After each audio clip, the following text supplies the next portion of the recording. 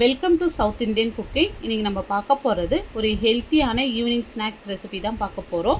இந்த ரெசிபி வீட்டில் இருக்கிற பொருள் வச்சு ரொம்ப சிம்பிளாகவும் ரொம்ப எளிமையாக செய்ய போகிறோம். டேஸ்ட்டு பார்த்திங்கன்னா ரொம்ப சூப்பராக இருக்கும், ரொம்ப ஹெல்த்தியாகவும் இருக்கும். அந்த ஸ்நாக்ஸ் இதை செய்யறதுக்கு நான் நேந்திரம் பழம் எடுத்திருக்கேன். இந்த பழம் நல்ல பழுத்த பழமாக இருக்கணும், அப்போ தான் நல்லா மேஷ் ஆகும். நல்ல பழுத்த பழமாக நான் 3 பழம் எடுத்திருக்கேன். இதை பொடியை கட் பண்ணிவிட்டு எடுத்துங்க. இப்போ ஒரு பேன் வச்சுட்டு 1 ஸ்பூன் நெய் சேர்த்துருங்க. இப்போ நம்ம கட் பண்ணி வச்ச நேந்திர பழத்தை அப்படியே இதோடு சேர்த்துடலாம். இப்போ இந்த நெய்லேயே இந்த பழம் நல்லா வதக்கி விடுங்க. இப்போ பாருங்கள், இந்த அளவுக்கு நல்லா வதங்கி வந்திருக்கு பாருங்கள். இப்போ உங்களுக்கு லைட்டாக அடி பிடிக்கிற மாதிரி இருந்தால் ஒரு 1/4 டம்ளர் தண்ணி சேர்த்து இந்த அளவுக்கு தண்ணி ட்ரை ஆகிற வரைக்கும் நல்லா மேஷ் பண்ணி விட்டுங்க. இப்போ இதோட ஒரு 1/4 கப் வெல்லம் சேர்த்துடலாம். இதுக்கு பதில் நீங்கள் நாட்டு சக்கரை கூட 1/4 கப் அளவு சேர்த்துங்க. இப்போ 1/2 கப் துருகின தேங்காய் சேர்த்துருங்க. இப்போ நம்ம வெல்லம் 1/4 கப்பு தான் சேர்த்துருக்கோம். ஏன்னா நேந்திர பழத்துலேயே ஸ்வீட்னஸ் இருக்குது, கரெக்டாக இருக்குங்க இனிப்பு. உங்களுக்கு இன்னும் ஸ்வீட்னஸ் கம்மியாக வேணும்னா ஒரு 3 டேபிள் ஸ்பூன் வெல்லம் மட்டும் சேர்த்துங்க. இப்போ பாருங்கள், இந்த மாதிரி கரண்டி வச்சு நல்லா மேஷ் பண்ணி விட்டுங்க. இப்போ இந்த அளவுக்கு நல்லா மேஷ் ஆகிருக்கு பாருங்கள். இப்போ இது கூடவே ஒரு 3 ஏலக்காய் எடுத்து நல்லா தூள் பண்ணிவிட்டு இதோடு சேர்த்துங்க. சாப்பிட சொல்ல நல்ல இந்த ஏலக்காய் மணத்தோடு ரொம்ப சூப்பராக இருக்கும். இப்போ பாருங்கள், கொஞ்சம் லூஸாக இருக்கிற மாதிரி இருக்குது. இது டைட்னஸ்க்காக நான் ஒரு 1.5 டேபிள் ஸ்பூன் அரிசி மாவு சேர்த்துக்கிறேன். இப்போ அரிசி மாவு சேர்த்துட்டு நல்லா கலந்து விடுங்க. இப்போ பாருங்கள், இந்த அளவுக்கு நல்லா டைட்டாக வந்திருக்கு பாருங்கள். இப்போ ஸ்டவ் ஆஃப் பண்ணிவிட்டு இது நல்லா ஆறட்டும். ஒரு பவுல் எடுத்துங்க.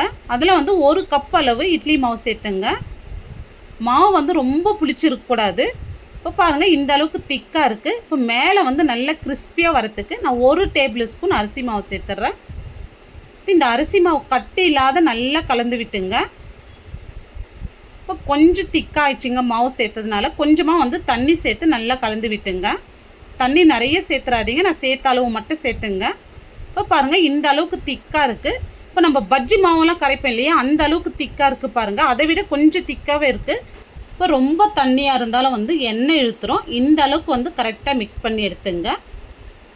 இப்போ பாருங்கள், நல்லா ஆறி இருக்குது. கையில் கொஞ்சமாக எண்ணெய் அப்ளை பண்ணிக்கின்னு உங்களுக்கு தேவையான அளவு நீங்கள் உருண்டை பிடிச்சி எடுத்துங்க. பாருங்கள், நான் இந்த சைஸில் நான் உருண்டை பிடிச்சி எடுத்துருக்கேன்.